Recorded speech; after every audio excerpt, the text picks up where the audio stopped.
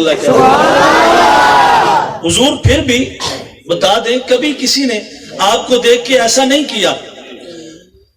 جملہ کہہ رہا تھا یوسف کو دیکھ کے مصر کی عورتوں نے اپنے ہاتھ جان بوجھ کے نہیں کاٹے تھے, جان بوجھ کے نہیں کاٹے, انجانے میں کٹ گئے. میرے نبی کا حسن وہ ہے جسے دیکھ کے دیوانے اپنی گردنیں جان بوجھ کے کٹا دیتے.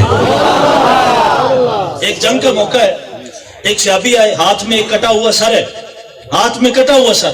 حضور نے پوچھا کس کا سر ہے؟ کہا حضور آپ کی زلف واللیل کی قسم سگے ماموں کا سر لے آیا ہوں. ایک اور صحابی آئے, ہاتھ میں کٹا ہوا سر ہے. حضور نے پوچھا کس کا سر لے آئے ہو؟ حضور آپ کے چہرہ والضحا کی قسم سگے بھائی کا سر اتار لایا. ایک اور صحابی آئے, ہاتھ میں کٹا ہوا سر ہے. حضور نے پوچھا کس کا سر لے آئے ہو؟ کہا حضور آپ کی زلف عنبری کی قسم سگے باپ کا سر اتار لایا. تینوں صحابی سامنے کھڑے ہیں. حضور کی آنکھوں میں آنسو آئے, صحابہ کی طرف دیکھ کے فرمایا ایک کے ہاتھ میں ماموں کا سر, ایک کے ہاتھ میں بھائی کا سر, ایک کے ہاتھ میں سگے باپ کا سر, اور ان کا سر اتارتے ہوئے تمہارے ہاتھ نہیں کانپے؟ تمہیں کچھ ہوا نہیں؟ تینوں صحابہ کی آنکھوں میں آنسو آئے. اور میرا یہ جملہ دل کی تختی پہ لکھ کے لے جائیں اور اپنے نبی کے ساتھ وفاداری کا وعدہ کر کے اٹھے. ان تینوں صحابہ نے کہا حضور ہمارے ہاتھ تب کانپتے جب ہم نے انہیں اپنا سمجھا ہوتا. ہمارا عقیدہ تو یہ ہے جو ہمارے نبی کا کچھ نہیں لگتا وہ ہمارا بھی کچھ نہیں لگتا.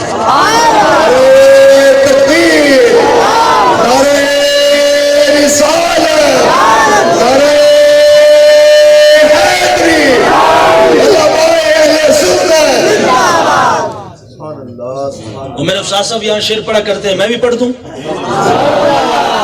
یہ زائران حریم مغرب لاکھ بنے رہبر ہمارے, ہمیں بھلا ان سے واسطہ کیا ہے جو تجھ سے نا آشنا رہے. حضور جو آپ کا نہیں وہ ہمارا نہیں ہے, اور فقط اتنا سا اصول دوستی ہے کوثر اپنا, جو ان سے لا تعلق ہو ہمارا ہو نہیں سکتا. تو کہا حضور ہاتھ تب کانپتے جب آپ مصر کی عورتوں نے یوسف کو دیکھ کے انگلیاں کاٹی تھی, جان بوجھ کے نہیں, خود بخود کٹ گئیں. لیکن حضور کو دیکھ کے لوگ اپنی گردنیں خود کٹا دیتے ہیں. اعلی حضرت نے بھی کہا اس نے یوسف پہ کٹی مصر میں انگشتے زنا, سر کٹاتے ہیں تیرے نام پہ مردان عرب. وصفتہ کذا و کذا. کہ ان نبی کا چہرہ اتنا سونا ہوگا اللہ اس کے چہرے کی قرآن میں قسمیں کھایا کرے گا. حضرت ابو ہریرہ سلطان الحدیث, حدیث کے بادشاہ, کس کا دل کرتا ہے ان کا فتویٰ آپ کو سنا دیا جائے؟ جسے سننا ہے سبحان اللہ کہنا پڑے گا. ابو ہریرہ کہتے ہیں کہ ان الشمس تجری فی وجہہ, ہم جب بھی حضور کا چہرہ دیکھتے تھے ہمیں ایسا لگتا تھا جیسے کہ ان الشمس تجری فی وجہہ, ہمیں ایسا لگتا تھا جیسے سورج حضور کے چہرے کا طواف کر رہا ہے. سورج طواف کر رہا ہے نبی کے چہرے کا. یہ جناب ابو ہریرہ کا فتویٰ رضی اللہ تعالی عنہ. عطا رسول اللہ صلی اللہ علیہ وآلہ وسلم, وہ پادری نجران کا وہ عیسائی حضور کا ذکر کر رہا تھا, حضور تشریف لے کے آ گئے. جہاں نبی کا ذکر ہوتا ہے نبی تشریف لے آتے ہیں. فناظر الیہ الاسقف, اس پادری کی نظر حضور کے چہرے پہ پڑی. وَإِلَىٰ عَيْنَيْهِ, پھر اس نے حضور کی آنکھوں کو دیکھا. وَإِلَىٰ ظَهْرِهِ, حضور کی پشت کو دیکھا. وَإِلَىٰ قَدَمَيْهِ, اس نے حضور کے قدموں کو دیکھا. اب نجران کا وہ پادری کبھی نبی کا چہرہ دیکھتا ہے, کبھی حضور کے ہاتھ دیکھتا ہے, کبھی آپ کے پاؤں دیکھتا ہے, کبھی آپ کی پشت دیکھتا ہے. حضور کو اچھی طرح دیکھنے کے بعد اس نے کہا ہوا ہاذا, کروں ترجمہ؟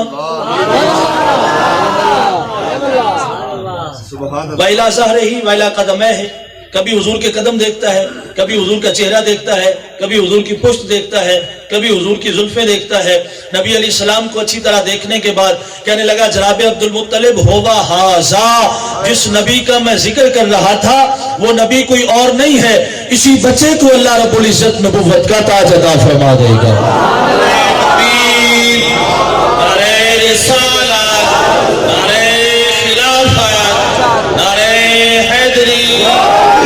حضور مفتی صاحب.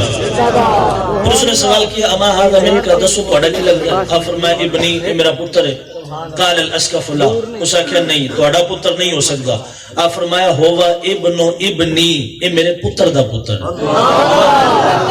قد مات ابوہ وامہ حبلا بھی، اس کی ماں حاملہ تھی، اس کے باپ انتقال کر گئے. قال صدقتا، اس کا کہ ہوں تو سب بالکل سچ ہے.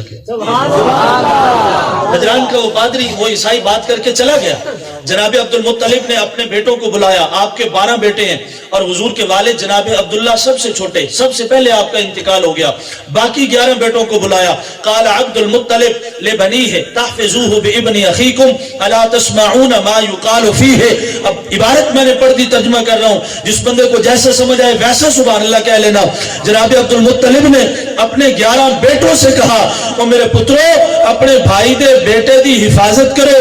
تو انہوں نہیں پتا کائنات میں کس طرح دے چرچے پھیل دے جا رہے ہیں. عصمت مصطفیٰ عصمت مصطفیٰ عصمت مصطفیٰ. ایک حدیث کا ترجمہ ہو گیا، ابھی 4 باقی. اور میں چاہتا ہوں ایک ایسی حدیث آپ کو سنا دوں. میں 14 سال ہو گئے، تقریباً 15 سال علم کے ساتھ ایک وابستگی ہے. میں نے بڑی کوشش کے باوجود کوشش کرتا تھا کوئی ایک ایسی حدیث ملے جس حدیث میں حضور کی پوری زندگی ہو. ایک حدیث میں حضور کی پوری زندگی. اتنی ساری حدیثیں تو ہم نہیں پڑھ سکتے، چلے ایک حدیث تو یاد کر سکتے ہیں جس میں حضور کی پوری زندگی ہو. حضرت علی نے سوال کیا، یا رسول اللہ صلی اللہ علیہ وسلم، آپ اپنی زندگی کا خلاصہ بیان کر دیں. الشفاء بتعریف حقوق المصطفیٰ میں یہ حدیث موجود ہے. حضور نے فرمایا بالکل ٹھیک. 63 سالہ زندگی کو حضور نے 7 لائنوں میں بیان کر دیا.